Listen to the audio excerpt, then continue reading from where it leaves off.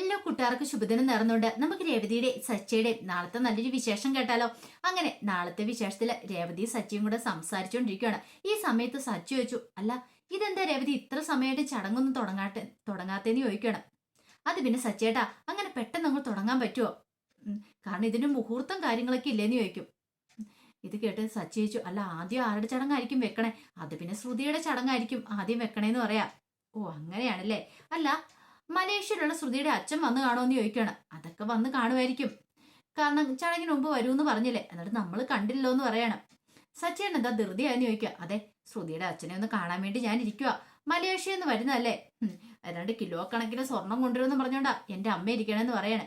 ഇത് കേട്ടപ്പോ രേവതി പറഞ്ഞു, അങ്ങനെയൊന്നും സ്വർണ്ണമൊന്നും കൊണ്ടുവരാൻ പറ്റില്ല സച്ചിയേട്ടാ. അതെന്താ കസ്റ്റംസുകാർ പിടിക്കില്ലേ എന്നൊക്കെ ചോദിക്കുകയാണ്. ഇത് കേട്ട് കഴിഞ്ഞപ്പോ തന്നെ സച്ചി ചിരിക്കുകയാണ്. പിന്നീട് രേവതി പറഞ്ഞു, അതെ ചടങ്ങൊക്കെ അതിഗംഭീരമായിട്ട് നടന്നാൽ മതിയായിരുന്നു, ഒരു കുഴപ്പവും കൂടാതെ.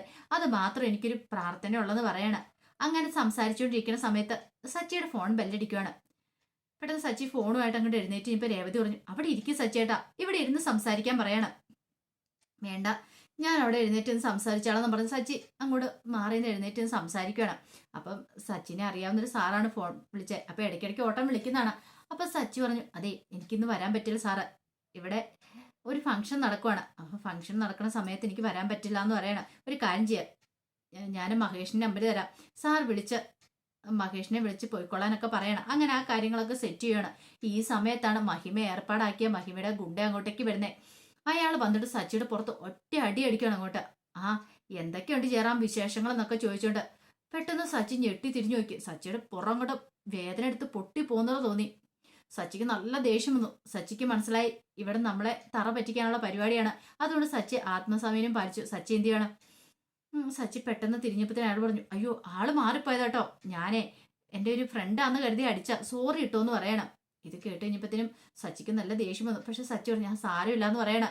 പക്ഷെ രേവതിക്ക് സഹിച്ചില്ല. രേവതി കണ്ടോണ്ടിരിക്കല്ലേ. രേവതി അങ്ങോട്ട് പാഞ്ഞു വന്നു. രേവതി എന്നിട്ട് ചോദിച്ചു, നിങ്ങളിത് എന്ത് പരിപാടിയാണ് കാണിച്ചെന്ന് ചോദിക്കാം. ഇത് കേട്ടപ്പത്തിന് അയാൾ പറഞ്ഞു, അത് ഞാനൊന്നും കാണിച്ചല്ലോ, എനിക്കറിയില്ലായിരുന്നു, എന്റെ ഫ്രണ്ടാന്ന് കരുതി ഞാൻ അടിച്ചാന്ന് പറയണം. അയാളെ കണ്ടു കുറെ നാളായി, അപ്പൊ അവനത് കരുതി അടിച്ചാന്ന് പറയും. ഇത് കേട്ട് കഴിഞ്ഞപ്പോ രേവതി നീക്കൊരു മര്യാദയില്ലേ, നിങ്ങൾ ആരാന്ന് നോക്കാനാണ് ഇങ്ങനെ ചെയ്യുന്നതെന്ന് ചോദിക്കണം. അല്ല അത് മുഖം കാണത്തില്ലായിരുന്നല്ലോ, ഫോൺ വിളിച്ചോണ്ട് തിരിഞ്ഞു നിൽക്കുമല്ലായിരുന്നു ചോദിക്കും. പിന്നെ ഫോൺ വിളിച്ചോണ്ട് നിങ്ങളുടെ നേരെ തിരിഞ്ഞു നിൽക്കണമായിരുന്നോ എന്നൊക്കെ പറഞ്ഞു രേവതി ദേഷ്യപ്പെടുവാണ്. സച്ചിക്ക് തോന്നി കളി സീനാവും എന്നുള്ള കാര്യം. പെട്ടെന്ന് സച്ചി പറഞ്ഞു, വേണ്ട രേവതി വഴക്കൊന്നും ഉണ്ടാക്കണ്ടെന്ന് പറയണം. മഹിമ ഇതെല്ലാം കണ്ടുകൊണ്ടിരിക്കുകയാണ്. മഹിമയ്ക്കാണെങ്കിൽ എങ്ങനെയൊരു സീൻ ഒന്ന് ക്രിയേറ്റ് ചെയ്യണം, അതിനു വേണ്ടിയിട്ടാണ് മഹിമ ശ്രമിച്ചുകൊണ്ടിരിക്കണേ. രേവതി ഇടപെട്ട് കഴിഞ്ഞപ്പത്തിന് മഹിമയ്ക്ക് തോന്നി ഇത് സംഗതി കൊള്ളാവുന്ന ലക്ഷണം ഉണ്ടെന്ന്. പിന്നീട് അയാൾ പറഞ്ഞു, ഇതേ ഞാൻ സോറി പറഞ്ഞല്ലോ, പിന്നെ ഇപ്പൊ അടിച്ചെന്നോർത്ത് ആളറിയാതെ അടിച്ചതല്ലേ, അതിനിപ്പൊ അത്രമാത്രം ദേഷ്യപ്പെടേണ്ട കാര്യമുണ്ടോന്നൊക്കെ ചോദിക്കുക. സച്ചിയോട് ദൈവത്തെ ഓർത്ത് ചേട്ടനൊന്ന് പോകാവോ, ദേ രേവതി ഇങ്ങോട്ട് വന്നേന്ന് പറഞ്ഞ് രേവതി അങ്ങോട്ട് കൊണ്ട് പിടിച്ചിരുത്തുവാണ്. പിന്നീട് പറഞ്ഞു, അതെ ഒരു പ്രശ്നം ഉണ്ടാക്കാണ്ട് ശ്രമിക്കരുതെന്ന് പറയണം. അപ്പൊ ഞാനാണോ പ്രശ്നക്കാരി? അതല്ല, അവര് മനഃപൂർവ്വം പ്രശ്നം ഉണ്ടാക്കാൻ ശ്രമിക്കുന്ന പോലെ എനിക്ക് തോന്നുന്നേ. അതുകൊണ്ട് നമ്മൾ ഇവിടെ ആത്മനിയന്ത്രണം പാലിച്ചേ മതിയാവുള്ളൂ, അല്ലെങ്കിൽ അറിയാലോ പിന്നെ എന്താ സംഭവിക്കുന്നുള്ള എന്നൊക്കെ പറയണം. ഇത് കേട്ടപ്പോ രേവതി പറഞ്ഞു, സാരമില്ല, ഇനിയിപ്പം ഞാൻ കാരണം സച്ചേനൊരു പ്രശ്നം ഉണ്ടാവരുത് എന്നൊക്കെ പറയണം.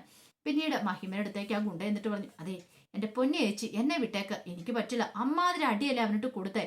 എന്നിട്ട് അവനോ തിരിച്ചൊന്നും പറഞ്ഞില്ല, അവന്റെ അക്ഷരം പോലും പറയുന്നില്ല, അവന് കടിച്ചു പിടിച്ച് നിൽക്കുവാന്ന് തോന്നിയെന്ന് പറയണം. ഇത് കേട്ട് കഴിഞ്ഞപ്പത്തിന് മഹിമ എന്തൊക്കെ കാണിച്ചാലും കുഴപ്പമില്ല, ചടങ്ങിന് മുമ്പ് തന്നെ ഒരു പ്രശ്നം ഉണ്ടാക്കിയേക്കണം, എങ്കിൽ മാത്രമോ എന്റെ മോളെ മരുമോനെ കൂടെ എനിക്ക് വീട്ടിലേക്ക് കൊണ്ടുപോകാൻ പറ്റുള്ളൂ എന്ന് പറയണം. ഇത് കേട്ടോ അവന്മാർ പറഞ്ഞു, എങ്ങനെ പ്രശ്നം ഉണ്ടാക്കുന്ന, എന്ത് കാണിച്ചാലും എനിക്ക് കുഴപ്പമില്ല, പറഞ്ഞു ഓർമ്മയുണ്ടല്ലോ എന്നൊക്കെ പറയണം. ആ സമയം ചേറയിൽ ഇരുന്നിട്ട് സച്ചിക്ക് വേദന കൊണ്ട് പുറം പൊളിഞ്ഞു പോകുന്ന പോലെ തോന്നുവാണ്. സച്ചി ഇങ്ങനെ പൊളയുന്ന സമയത്ത് രേവതി വെച്ചു, തൂത്ത് വിടണമെന്ന് ചോദിക്കുക. വേണ്ട, ഇങ്ങനെയുള്ള പല പ്രശ്നങ്ങളും ഉണ്ടാകും, കണ്ടില്ലേ നമ്മളൊന്ന് അടങ്ങിയിരുന്ന് കഴിയുമ്പോഴത്തേനും ഇപ്പൊ ഇങ്ങനെയൊക്കെയുള്ള. അതല്ലേലും അങ്ങനെ തന്നെയാ, പാമ്പ് കടിക്കില്ല എന്ന് കണ്ടു കഴിഞ്ഞിട്ടുണ്ടെങ്കിൽ വരുന്നവരെല്ലാം പാമ്പിനിട്ട് അടിക്കുമെന്ന് പറയണം. എന്താ പറഞ്ഞു നിൽക്കും, ഞാൻ വെറുതെ ഒരു പഴഞ്ചൊല്ല് പോലെ ഞങ്ങൾ പറഞ്ഞു വന്നേ ഉള്ളൂ. ഇപ്പൊ കണ്ടില്ലേ ഞാൻ പ്രതികരിക്കില്ലെന്ന് അറിഞ്ഞു കഴിഞ്ഞപ്പോഴത്തേനും ഓരോരുത്തർ വന്ന് എനിക്കിട്ട് അടിക്കുന്നേ. ഇതെല്ലാം കൊള്ളാൻ ഞാൻ ബാധ്യസ്ഥനാണ്, ഇങ്ങനൊരു ഫംഗ്ഷൻ ആയി പോയില്ലേ, പോരാത്തനും നിനക്കും അച്ഛനും ഞാൻ വാക്ക് തന്നിരിക്കല്ലേ, ഞാനൊരു പ്രശ്നം ഉണ്ടാക്കില്ലെന്ന് എന്നൊക്കെ പറയണം. ആ സമയം രവീന്ദ്രനോട് അശോകൻ പറഞ്ഞു, അല്ല സച്ചി എന്തോ ഒന്നും മിണ്ടാതെ ഇങ്ങനെ ഒരു മൂലയ്ക്ക് കയറിയിരിക്കുന്നേ, അത് ഫ്രണ്ടിലും കൂടെ വരുന്നില്ല, ബാക്കിൽ അവൻ ഇരിക്കുവാണല്ലോ എന്ന് പറയണം. രവീന്ദ്രൻ പറഞ്ഞു, അതെ അവൻ അങ്ങനെ മിണ്ടായിരിക്കുന്നത് നല്ലത്, അവൻ എനിക്കും രേവതിക്കും വാക്ക് തന്നിട്ടുണ്ട്, അവനൊരു പ്രശ്നം ഉണ്ടാക്കില്ല എന്ന്. അതുകൊണ്ട് ആ പ്രശ്നം ഉണ്ടാക്കാതിരിക്കാൻ വേണ്ടി അവൻ മാറിപ്പോയിരിക്കുന്ന. അവൻ പ്രശ്നം ഉണ്ടാക്കി കാണാനായിട്ട് ഇവിടെ എല്ലാവരും കാത്തിരിക്കണേന്നൊക്കെ പറയാണ്. ഇത് കേട്ടുകഴിഞ്ഞപ്പോൾ അശോകൻ പറഞ്ഞു, അത് ശരിയാ, നല്ലൊരു കാര്യ. അങ്ങനെയാണെങ്കിൽ സച്ചി അങ്ങനെ തന്നെ ഇരിക്കുന്നതായിരിക്കും നല്ലത്. ഇനിയിപ്പൊ അതിന്റെ പേരിൽ ഒരു പ്രശ്നം ഉണ്ടാകത്തില്ലോ എന്നൊക്കെ പറയാണ്. ഈ സമയത്ത് ഭാമ നേരെ രേവതിയുടെ അടുത്തേക്ക് വരുവാണ്. രേവതിയുടെ അടുത്ത് വന്നിട്ട് ചോദിച്ചു, അല്ല ഇതെന്താ രേവതി ഇവിടെ വന്നിരിക്കണമെന്ന് ചോദിക്കുക. അല്ലെ എന്താ ഭാമന്റെ കാര്യം ചോദിക്കുക.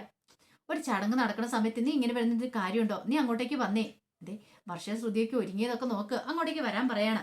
അല്ല അത് പിന്നെ ഞാൻ അങ്ങോട്ടേക്ക് വന്നിട്ട് എന്ത് ചെയ്യാനാ? അവരൊക്കെ അവിടെ ഒരുക്കാനോ ആൾക്കാരൊക്കെ ഉണ്ടല്ലോ, അതുകൊണ്ടാണ് ഞാൻ പിന്നെ ഇവിടെ ഇരുന്നേന്ന് പറയണം. അത് പറഞ്ഞിട്ട് കാര്യമില്ല, അങ്ങോട്ടേക്ക് വാ. ഇതിപ്പോ വെറുതെക്കാരുടെ ഒരു ചടങ്ങിന് വന്നിരിക്കുന്ന പോലെയാണല്ലോ ഇരിക്കുന്നേ, വീട്ടുകാരുടെ ചടങ്ങല്ലേ എന്നൊക്കെ പറഞ്ഞിട്ട് ഭാമയെ അങ്ങോട്ട് വിളിച്ചു കഴിയുമ്പോഴത്തേന് രേവതി ഞാനിപ്പോൾ വരാമെന്ന് പറയണം. അങ്ങനെ ഭാമയും കൂടെ പോയി കഴിഞ്ഞപ്പോൾ സച്ചിയുടെ അടുത്തൊന്ന് രേവതി പറഞ്ഞു, ഞാൻ ഇപ്പം തന്നെ വരെ സച്ചിയേട്ടാന്ന് പറയാം. അയ്യോ വേണ്ട, നീ പോവല്ലെന്ന് പറയണം. അതെന്താ, നീ പോയിട്ടുണ്ടെങ്കിൽ മിക്കവാറും മുമ്പേ ആ അടിക്കാൻ വന്നവരൊക്കെ വീണ്ടും ഇനി വരും. അപ്പം ഞാൻ ചിലപ്പോൾ എൻ്റെ നിയന്ത്രണം വിട്ടു പോകുന്നു പറയാം. രേവതി പറഞ്ഞു, അങ്ങനെ നിയന്ത്രണം വിട്ടു പോവാണെങ്കിൽ എന്നെ മനസ്സിൽ ഓർത്താൽ മതി, അപ്പോഴേക്ക് എന്താണ് ധൈര്യം കിട്ടുമെന്ന് പറയണം. പിന്നെ ഇവിടെ കടിച്ചു പിടിച്ചിരുന്നാൽ മതി എന്ന് പറയാം. എന്നാലും എനിക്ക് പേടിയുണ്ട്, ആരെങ്കിലും വഴക്കുണ്ടാക്കാൻ പറ്റുമെന്ന് വഴക്കുണ്ടാക്കാൻ വരുമെന്ന്. രേവതി പ്ലീസ് രേവതി നീ പോവല്ലെന്നൊക്കെ പറയണം. രേവതി പറഞ്ഞു, സച്ചേട്ടാ ഞാൻ ഇപ്പൊ തന്നെ പോയിട്ട് വരാം. ഇങ്ങനെ വന്നിട്ട് മാറിയിരിക്കുന്ന മോശമായിട്ടുള്ള കാര്യമല്ലേ, പ്രത്യേകിച്ച് ബാമാൻറ്റി വന്ന് പറഞ്ഞിട്ടും കൂടെ. ഞാൻ അവിടേക്കൊന്ന് പോയി ജസ്റ്റ് ഒന്ന് തല കാണിച്ചിട്ട് അപ്പൊ തന്നെ ഇങ്ങോട്ട് തിരിച്ചു വരാന്ന് പറയണം. ഇത് കേട്ടപ്പോൾ സച്ചി പറയും ശരിയെന്ന് പറയണം. സച്ചിക്ക് ഒട്ടും കൂടെ ഇഷ്ടപ്പെട്ടില്ല. രേവതി അടുത്തുണ്ടേ പിന്നെ കുഴപ്പമില്ല, പക്ഷെ രേവതിയും കൂടെ പോയി കഴിഞ്ഞാൽ സച്ചിക്കൊരു പേടി, തനിക്ക് കൊടുത്ത വാക്ക് പാലിക്കാൻ പറ്റുമല്ല എന്നൊരു ചിന്തയായിരുന്നു. ആ സമയമാണ് ശ്രുതി ഏർപ്പാടാക്കിയ ആ ഗുണ്ട അങ്ങോട്ടേക്ക് വരുന്നത്. സച്ചിനെ മദ്യപിക്കാൻ എങ്ങനെയും വിളിച്ചോണ്ട് പോകണം. അങ്ങനെ അയാളും കൂടെ വന്ന് നോക്കിയപ്പോൾ സച്ചി തന്നെ ഇരിക്കുക. കൊള്ളാം, സച്ചിയുടെ അടുത്ത് ആരുമില്ല. ഇങ്ങനെയാണെങ്കിൽ താൻ ഉദ്ദേശിച്ച പോലെയൊക്കെ കാര്യങ്ങൾ നടക്കും, ഇവനെ എത്രയും പെട്ടെന്ന് തന്നെ കൂട്ടിക്കൊണ്ടു പോവാം എന്ന് കരുതിയിട്ട് അങ്ങോട്ടേക്ക് വരുന്ന സമയത്താണ് രവീന്ദ്രന്റെ അശോകൻ സച്ചിയുടെ അടുത്തേക്ക് വന്നത്. രവീന്ദ്രനെ കണ്ടു കഴിഞ്ഞപ്പത്തിന് സച്ചിക്ക് സന്തോഷമായി. അച്ചാ ഇങ്ങോട്ട് വാച്ചാ, ഇവിടെ വന്നിരിക്കാനൊക്കെ പറയണം. രവീന്ദ്രൻ ചോദിച്ചു, നീ എന്താടെ ഇവിടെ മാറി വന്നിരിക്കുന്നത്? അത് പിന്നെ ഇവിടെ ഇരിക്കുന്ന അച്ഛാ നല്ലത്, നമുക്ക് സേഫ് ആയിട്ട് ഇവിടെ ഇരിക്കാലോ, പിന്നെന്താ കുഴപ്പമെന്ന് ചോദിക്കും. ഇത് കേട്ടപ്പോൾ രവീന്ദ്രൻ പറഞ്ഞു, എന്നാലും നിനക്ക് അങ്ങോട്ടേക്ക് വന്നിരിക്കാരെന്ന് പറയണം. അതൊന്നും കുഴപ്പമില്ല, അച്ഛൻ ഇവിടെ ഇരിക്കുക എന്നൊക്കെ പറയണം. ആ സമയത്ത് അയാൾ പിന്നെ അങ്ങോട്ട് തിരിഞ്ഞു പോയി. അയാൾക്ക് മനസ്സിലായി ഇപ്പോഴങ്ങോട്ട് ചെന്നിട്ടുണ്ടെങ്കിൽ കാര്യങ്ങളൊന്നും നടക്കില്ലെന്ന്. പിന്നീട് അശോകന്റെ രവീന്ദ്രൻ പറഞ്ഞു, നീയും കൂടെ ഇവിടെ ഇരിക്കടാന്ന് പറയണം. അങ്ങനെ അവരവിടെ ഇരുന്നു. അങ്ങനെ അവരവിടെ ഇരുന്ന് അങ്ങനെ സംസാരിച്ചുകൊണ്ടിരിക്കുന്ന സമയത്ത് ചന്ദ്രമതി അങ്ങോട്ടേക്ക് വരുന്നേ. ചന്ദ്രമതി വന്നിട്ട് ചോദിച്ചു, അല്ല ഇതെന്താ രവിയേട്ടാ, രവിയേട്ടൻ വെറുതെക്കാർ വന്നിരിക്കുന്നല്ലോ ഇവിടെ വന്നിരിക്കണമെന്ന് ചോദിക്കുക. പിന്നെയോ തെങ്ങ് നോക്കിയേ വരുന്നവരെയൊക്കെ സ്വീകരിച്ചോണ്ട് വർഷയുടെ അച്ഛനോട് നിൽക്കുന്ന കണ്ടില്ലേ, അപ്പൊ ഇവിടെ വന്ന് വെറുതെ വന്ന് ഇങ്ങനെ മാറി നിൽക്കാതെ എന്തെങ്കിലുമൊക്കെ സംസാരിച്ചുകൊണ്ട് പോയി നിൽക്കാൻ പറയണം അവരോട്.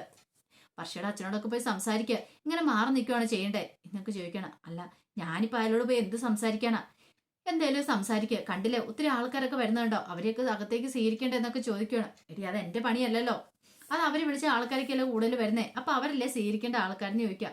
അതെന്താളും കുഴപ്പമില്ല, ഇത് രവിയേട്ടൻ അങ്ങോട്ടേക്ക് ചെല്ലെന്നൊക്കെ പറയണം. അവസാനം രവീന്ദ്രൻ എഴുന്നേക്കാൻ തുടങ്ങി കഴിഞ്ഞപ്പോഴത്തേനും സച്ചി കയ്യിലേക്ക് പിടിച്ചോ. അച്ഛാ പോവല്ലച്ചാ ഇവിടെ ഇരിക്കാനൊക്കെ പറയണം. എടാ ഞാനൊന്ന് പോയി സംസാരിച്ചിട്ട് വരട്ടെ എന്ന് പറയണം. അപ്പോഴേക്കും അശോകനും കൂടെ എഴുന്നേറ്റു. അങ്ങനെ അവർ രണ്ടുപേരും കൂടെ അങ്ങോട്ട് പോയി കഴിഞ്ഞപ്പോഴത്തേനും സച്ചിക്ക് പിന്നെ എന്ത് ചെയ്യണമെന്ന് അറിയത്തില്ല. സച്ചിക്ക് വല്ലാത്തൊരു ബുദ്ധിമുട്ടായിപ്പോയി. താൻ ഒറ്റപ്പെട്ടു പോയതൊരു തോന്നൽ വരുവാണ്. മുമ്പത്തെ സച്ചിയാണ് കുഴപ്പമില്ല, പക്ഷെ ഇപ്പൊ അങ്ങനെയല്ലോ, രേവതിക്കും രവീന്ദ്രനും വാക്ക് കൊടുത്തിരിക്കുമല്ലേ, അപ്പൊ വാക്ക് മാറ്റാനായിട്ട് പറ്റില്ലല്ലോ. പിന്നീട് സച്ചി അവിടെ അങ്ങനെ കടിച്ചു പിടിച്ചിരിക്കുവാണ്. ഈ സമയത്ത് സച്ചിയുടെ അടുത്തേക്ക് ശ്രുതിയെ ഏർപ്പാടാക്കിയ ആ ഗുണ്ട വരുവാണ്. അയാൾ വന്ന് പതുക്കെ അടുത്തിരുന്നു. പിന്നീട് സച്ചിയോട് ചോദിച്ചു, അല്ല നല്ലൊരു പരിചയഭാവം ഉണ്ടല്ലോ എന്ന് പറയണം. സച്ചി പറഞ്ഞു, എനിക്കറിയില്ല എന്ന് പറയണം. അല്ല നിങ്ങൾ ഞാൻ എവിടെയോ വെച്ച് കണ്ടിട്ടുണ്ടെന്ന് പറയണം. അങ്ങനെ ഞാൻ വഴിയില്ല, ഞാൻ നിങ്ങളെ കണ്ടില്ലെന്ന് പറയണം. അപ്പൊ അയാൾ പറഞ്ഞു, കണ്ടിട്ടുണ്ട് ഞാൻ നിങ്ങളെ, എവിടെ വെച്ചാൽ അറിയാം, ബാറ് വെച്ച്. ഇത് കേട്ടപ്പോൾ സച്ചി ആലോചിച്ചു, ചിലപ്പോൾ ശരിയായിരിക്കും, ബാറ് വെച്ച് തനിക്ക് ബോധമില്ലോ, കുടിച്ചു കഴിയുമ്പോഴത്തേനും ആരൊക്കെയോ കാണുന്നു ആരൊക്കെയോ പോകുന്നു, നമ്മൾ അതിന് മൈൻഡ് ചെയ്യാറൊന്നുമില്ലല്ലോ. ഈ സമയം സച്ചി പറഞ്ഞു, ചിലപ്പോൾ ശരിയായിരിക്കും എന്ന് പറയണം. അയാൾ പറഞ്ഞു, എനിക്ക് നല്ല ഓർമ്മയുണ്ട് ബാറ് വെച്ച് തങ്ങളെന്നെ കണ്ടത്, പിന്നെ തങ്ങൾ എനിക്ക് ഓംപ്ലേറ്റ് മേടിച്ചു തന്ന കാര്യമൊക്കെ. തങ്ങളുടെ പേര് സച്ചി എന്നല്ലേന്ന് ചോദിക്കണം. അതേന്ന് പറയാം. അതാ പറഞ്ഞേ, അന്ന് നമ്മൾ പരിചയപ്പെട്ടിട്ടുണ്ടായിരുന്നു, എനിക്കൊരു ഓംപ്ലേറ്റ് മേടിച്ചു തന്നായിരുന്നു, അതിന് പണം പോലും തങ്ങളാ കൊടുത്തേന്നൊക്കെ പറയണം. ഇത് കേട്ടപ്പോൾ സച്ചി പറഞ്ഞു, അയ്യോ ആ കാര്യമൊന്നും ഞാൻ ഓർക്കുന്നില്ല കേട്ടോ എന്ന് പറയണം. പക്ഷെ എനിക്ക് മറക്കാൻ പറ്റില്ലല്ലോ, അതുകൊണ്ട് ഞാൻ ഇത്ര മനസ്സിൽ ഇങ്ങനെ ഓർത്ത് വെച്ചിരിക്കുന്നൊക്കെ പറയണം. പിന്നീട് സച്ചിയോട് ചോദിച്ചു, ആരാ ചെറുക്കൻ്റെ കൂട്ടരാണോ പെണ്ണിന്റെ കൂട്ടരാണെന്ന് ചോദിക്കുക. ചെറുക്കൻ്റെ കൂട്ടരാന്ന് പറയണം. അല്ല നിങ്ങളോ? ഞാൻ പെണ്ണിന്റെ കൂട്ടാന്ന് പറയണം. പെണ്ണിന്റെ കൂട്ടര്? അല്ല ഏത് പെണ്ണിന്റെ ആന്ന് ചോദിക്കണം. ഏത് പെണ്ണിന്റെ? എന്താ അങ്ങനെ ചോദിച്ചേ? അല്ല 2 പെൺകുട്ടികളുടെ ചടങ്ങ് ഇവിടെ ഒരു ദിവസം നടത്തുന്നുണ്ടല്ലോ, അതിന്റെ ആരുടെയാന്ന് ചോദിക്കണം. അത് പിന്നെ ഇളയ ആളുടെ എന്ന് പറയാം. ഓ അങ്ങനെയാണല്ലേ. അങ്ങനെ അവരങ്ങനെ സംസാരിച്ചിരിക്കുവാണ്. ഈ സമയത്ത് സച്ചിനെ എങ്ങനെയെല്ലാം കറക്കിയെടുത്ത് പുറത്തു കൊണ്ടുവരണം. അങ്ങനെ കൊണ്ടുവന്നാൽ മാത്രമേ സച്ചി മദ്യപിക്കുള്ളൂ. ആ ഒരു ചിന്തയായിരുന്നു അയാളുടെ മനസ്സിലുണ്ടായിരുന്നത്. ആ സമയം രവീന്ദ്രനും അശോകനും കൂടെ എന്ത് ചെയ്യുവാണ്, നേരെ മധുസൂദനൻ നിൽക്കുന്നിടത്തേക്ക് ചെല്ലുവാണ്. അങ്ങനെ നിമിത്തം അയാളും മൈൻഡ് പോലും ചെയ്യാതെ വലിയ VIP ആയിട്ട് സംസാരിച്ചുകൊണ്ടിരിക്കുക. ആ സമയം അശോകൻ പറഞ്ഞു, ദേ ആ ചന്ദ്രമതിയല്ലേ പറഞ്ഞത് ഇങ്ങോട്ടേക്ക് വരെ വീട് സംസാരിച്ചുകൊണ്ടിരിക്കുന്ന നിൽക്കണമെന്നൊക്കെ. എന്നിട്ട് ഇപ്പൊ കണ്ടില്ലേ, അയാൾ നമ്മളെ കണ്ട ഭാവം നടിക്കുന്നില്ലോ. രവീന്ദ്രൻ നമുക്ക് അവിടെ തന്നെ പോയി ഇരിക്കാന്ന് പറയണം. ഇത് കേട്ടപ്പോ രവീന്ദ്രൻ പറഞ്ഞു, അവരൊക്കെ വലിയ വലിയ ആൾക്കാരല്ലേ, നമ്മൾ അതിന്റെ ഇടയ്ക്ക് കയറി ശരിയാണോ? അല്ല, ഈ ചന്ദ്രപനി ഇത് എന്ത് ഭാവിച്ചാ പറഞ്ഞതെന്ന് എനിക്ക് അറിയില്ല എന്ന് പറയണം. അങ്ങനെ അവർ സംസാരിച്ച് ഇങ്ങനെ നിൽക്കുന്ന സമയത്ത് മധുസൂദന്റെ അടുത്ത് സംസാരിച്ചുകൊണ്ടിരുന്നൊരു ഓഫീസർ സച്ചിയുടെ വന്ന് തോളത്ത് ഇട്ടിട്ട് ചോദിച്ചു, ആ സച്ചിയുടെ അല്ല, രവീന്ദ്രന്റെ തോളത്ത് വന്ന് തട്ടിയിട്ട് ചോദിച്ചു, അല്ല ഇത് രവീന്ദ്രൻ അല്ലേന്ന് ചോദിക്കണം. അതേന്ന് പറയാണ്. ആഹാ കൊള്ളാലോ, അപ്പം മധുസൂദന്റെ മോളെ കല്യാണം കഴിച്ചിരിക്കുന്ന രവീന്ദ്രന്റെ മോനാണെന്ന് ചോദിക്കണം. അതേന്ന് പറയണം. ആ കൊള്ളാം, സൂപ്പർ ആയിട്ടുണ്ട്, എനിക്ക് എന്താണെങ്കിലും ഇഷ്ടപ്പെട്ടു കേട്ടോ. കാരണം ഞാൻ അവിടെ വർക്ക് ജോലി ചെയ്തുകൊണ്ടിരുന്ന സമയത്ത്, ഓഫീസറായിട്ട് നിൽക്കുന്ന സമയത്ത് ഏറ്റവും നല്ലൊരു ഡ്രൈവറായിരുന്നു രവീന്ദ്രനെ കുറിച്ച് അന്നൊന്നും എനിക്ക് അഭിമാനം മാത്രമുള്ളെന്ന് പറയണ. അപ്പൊ രവീന്ദ്രന്റെ മോനും മോശമാകത്തില്ലോ എന്ന് പറയണ. അത് കേട്ട് കഴിഞ്ഞപ്പോ മധുസൂദനൻ ഒട്ടും അങ്ങോട്ട് ഇഷ്ടപ്പെട്ടില്ല ആ പുകഴ്ത്തി പറഞ്ഞത്. പെട്ടെന്ന് മധുസൂദനൻ പറഞ്ഞു, എന്ത് ചെയ്യാനാ, ഓരോരുത്തർക്കും ഓരോ തലവരയുണ്ട്, നമുക്ക് വിധിച്ചല്ലേ കിട്ടുള്ളൂ, അതിപ്പോ വഴിയെ പോയാലും തലയിലേക്ക് വന്ന് കേറൂല്ലോ എന്ന് പറയണം. ഇത് കേട്ട് കഴിഞ്ഞപ്പോ അയാൾക്കൊന്നും മനസ്സിലായില്ല. അയാളൊരു അന്ത്യകാളിപ്പോട് കൂടിയിട്ട് രവീന്ദ്രനെ നോക്കുകയാണ്. പിന്നീട് എന്നാ ശരി എന്നൊക്കെ പറഞ്ഞിട്ട് അയാളും കൂടെ പോയി കഴിഞ്ഞപ്പോഴത്തേനും രവീന്ദ്രനോട് അശോകൻ പറഞ്ഞു, എന്നാലും ഇത് കുറച്ച് കൂടി പോന്ന് കേട്ടോ എന്ന് പറയണേ. എന്ത്, അല്ല ഇങ്ങനെ അപമാനിക്കുന്ന, നിർത്തി അങ്ങോട്ട് അപമാനിക്കല്ലേന്ന് ചോദിക്കും. അതൊന്നും കാര്യമായിട്ട് എടുക്കണ്ട, അവരല്ലേ ഫംഗ്ഷനൊക്കെ നടത്തുന്നത്, അപ്പൊ അതിൻ്റെതായ ഒരു കാര്യങ്ങൾ അവർക്കും ഉണ്ടായിരിക്കും, തലക്കാനം കാണുമായിരിക്കും, നമ്മളത് മൈൻഡ് ആക്കാതിരുന്നാൽ മതി എന്നൊക്കെ പറയണം. ഇത് കേട്ടുകഴിഞ്ഞപ്പം അശോകൻ പറഞ്ഞു, അതൊക്കെ ശരി തന്നെ, പക്ഷെ എത്ര തവണ ഇങ്ങനെ മൈൻഡ് ആക്കാതിരിക്കും, എങ്ങനെയെങ്കിലും നാണം കെടുത്തണമെന്നൊരു ചിന്ത മാത്രം അവരുടെ മനസ്സിലുള്ളൂ എന്നൊക്കെ പറയണം. ഇത് കേട്ടപ്പോൾ രവീന്ദ്രൻ പറഞ്ഞു, പോട്ടറ അശോക, മക്കളെ ഓർത്തിട്ട് നമുക്ക് അങ്ങ് ക്ഷമിക്കാം എന്നൊക്കെ പറയണം. അപ്പൊ അതിന്റെ വിശേഷങ്ങളൊക്കെ എന്ന് കാണുന്നത്. ഇതിന്റെ ബാക്കി വിശേഷം ഇന്നല്ല നാളെ കാണുന്നത്. ഇതിന്റെ ബാക്കി വിശേഷങ്ങളായിട്ട് നാളെ ഉച്ചയ്ക്ക് വരാട്ടോ. അപ്പൊ എല്ലാവരും മറക്കാതെ കയറി കാണണേ. അതിനു മുമ്പായിട്ട് ആദ്യമായി കാണുന്നവരുണ്ടെങ്കിൽ ചാനൽ ഇഷ്ടപ്പെട്ടാൽ ഒന്ന് സബ്സ്ക്രൈബ് ചെയ്യാൻ മറക്കരുതേ. വീഡിയോ ഇഷ്ടപ്പെടുവാണെങ്കിൽ ലൈക്ക് ചെയ്യാനും കമന്റ് ചെയ്യാനും മറക്കരുത് കേട്ടോ. ഒരിക്കൽ കൂടി എല്ലാവർക്കും ശുഭദിനം നേർന്നുകൊണ്ട് നിർത്തുന്നു. നന്ദി.